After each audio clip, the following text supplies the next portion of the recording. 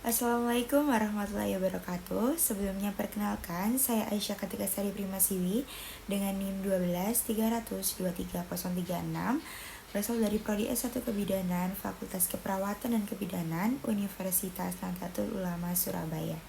Pada video kali ini saya akan menjelaskan mengenai pentingnya informed choice dan informed consent. Untuk itu, simak terus sampai akhir ya. Selamat menyaksikan. Untuk yang pertama, saya akan menjelaskan mengenai apa sih informed choice dan informed consent itu. Informed choice sendiri adalah proses di mana pasien diberikan informasi yang lengkap, jelas, dan jujur tentang opsi perawatan, resiko yang terjadi, serta manfaatnya sehingga pasien dapat mengambil keputusan terbaik berdasarkan pemahaman dan kebutuhannya. Lalu selanjutnya apa sih informed consent itu?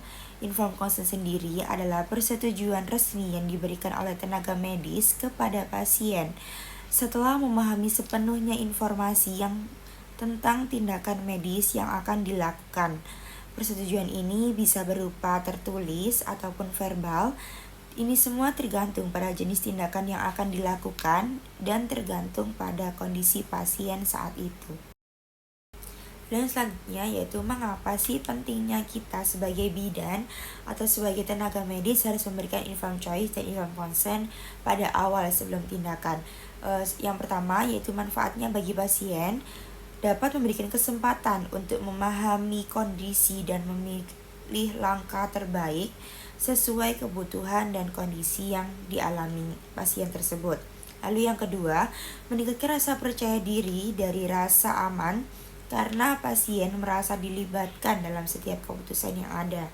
Karena pada umumnya, terutama pada ibu hamil, pada saat pasien mengambil keputusan, terkadang masih merasa takut, cemas, kalau pilihannya tersebut justru membahayakan, bukan malah menyelamatkan. Maka kita sebagai bidan atau sebagai tenaga medis harus bisa meyakinkan pasien mengenai keputusan yang diambil pasien itu adalah keputusan yang paling terbaik. Lalu pentingnya bagi seorang bidan, yang pertama melindungi bidan dari resiko etis dan hukum dan memastikan setiap tindakan memiliki persetujuan. Jika terjadi sesuatu setelah tindakan yang akan kita lakukan, namun sebelumnya kita tidak memberikan informed choice ataupun informed consent pada pasien, kita bisa dituntut pada pengadilan dan itu akan membuat urusannya semakin panjang. Lalu penting bagi bidan yang kedua, dapat menjalin hubungan yang harmonis dengan pasien melalui komunikasi yang terjadi. Dalam kita memulai komunikasi, maka pasien akan merasa lebih yakin dan lebih percaya diri. Lalu pada siapa sih kita harus memberikan informed consent tersebut atau informed choice tersebut? Yang pertama tentunya pada pasien sebagai pihak utama yang akan menjalani tindakan medis. Pasien harus menjadi prioritas dalam menerima informasi tersebut. Jika pasien tidak mengetahui, maka pasien akan merasa tidak dilibatkan dalam tindakan tersebut. Lalu yang kedua, kita harus memberikan kepada keluarga pasien dalam situasi tertentu, terutama situasi yang darurat atau pasien tidak mampu mengambil keputusan sendiri, keluarga harus dilibatkan karena keluarga juga menjadi benteng utama bagi pasien. Bagaimana caranya kita menyampaikan informed choice dan informed consent tersebut? Ini ada 4 cara. Cara yang pertama yaitu menggunakan bahasa yang sederhana. Maksudnya bahasa sederhana itu bagaimana? Yaitu menggunakan kata-kata yang mudah difahami dan harus menghindari istilah medis yang terlalu kompleks. Karena bagi orang awam yang tidak paham, maka akan membuat mereka semakin bingung kalau kita menggunakan bahasa medis yang terlalu kompleks. Cara yang kedua yaitu transparansi. Dengan menjelaskan kondisi pasien, memilih tindakan, serta menjelaskan manfaat, dan menjelaskan resiko yang akan terjadi serta alternatif yang tersedia pada fasilitas kesehatan tersebut. Lalu yang ketiga, berdiskusi secara aktif, memberikan kesempatan kepada pasien ataupun keluarga untuk bertanya, kemudian mengklarifikasikan tentang tindakan yang dipilih atau mendiskusikan kekhawatiran yang dirasakan oleh pasien dan keluarga. Tentunya kita harus bisa meyakinkan bahwa pilihan yang diambil oleh keluarga ataupun pasien itu tentunya untuk menyelamatkan pasien. Lalu yang terakhir, yang keempat, yaitu pendokumentasian. Setelah pasien memberikan persetujuan, kita sebagai tenaga medis harus mencatat dan meminta tanda tangan kepada pasien ataupun pihak keluarga untuk mengkonfirmasi persetujuan tersebut. Bahwasanya diartikan kalau pasien dan keluarga setuju untuk melakukan tindakan.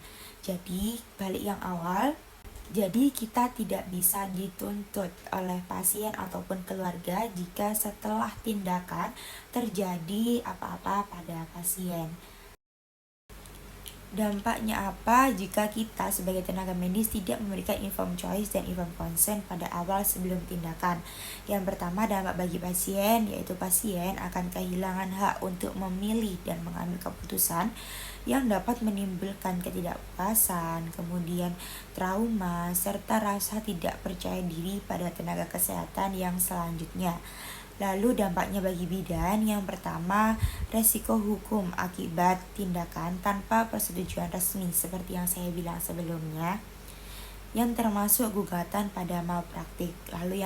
Lalu dampaknya yang kedua, yaitu dapat menimbulkan kerusakan reputasi dan hubungan profesional dengan pasien ataupun keluarga, dan juga dapat menjelekkan nama fasilitas kesehatan yang kita tempati.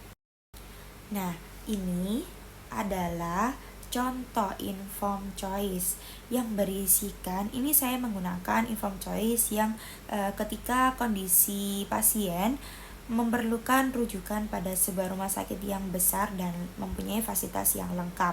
Tentunya terdiri dari biodata dan pilihan rumah sakit yang tersedia. Lalu yang sebelah sini ini adalah contoh informed consent, yaitu lembar persetujuan tentunya berisikan tanda tangan dari perwakilan keluarga ataupun pasien yang mengambil keputusan. Baik, bisa kita simpulkan bahwa informed choice dan informed consent itu sangat penting kita sampaikan pada pasien ataupun keluarga pasien. Pemberian informed choice dan informed consent adalah bentuk penghormatan terhadap hak pasien serta refleksi profesionalisme bidan dalam menjalankan tugasnya. Semoga apa yang telah saya jelaskan bisa bermanfaat dan tentunya bisa dipahami dengan baik bahwa informasi itu sangat penting diberikan pada pasien dan keluarga pasien. Baik, sekian dari saya akhiri. Wassalamualaikum warahmatullahi wabarakatuh. Bye-bye.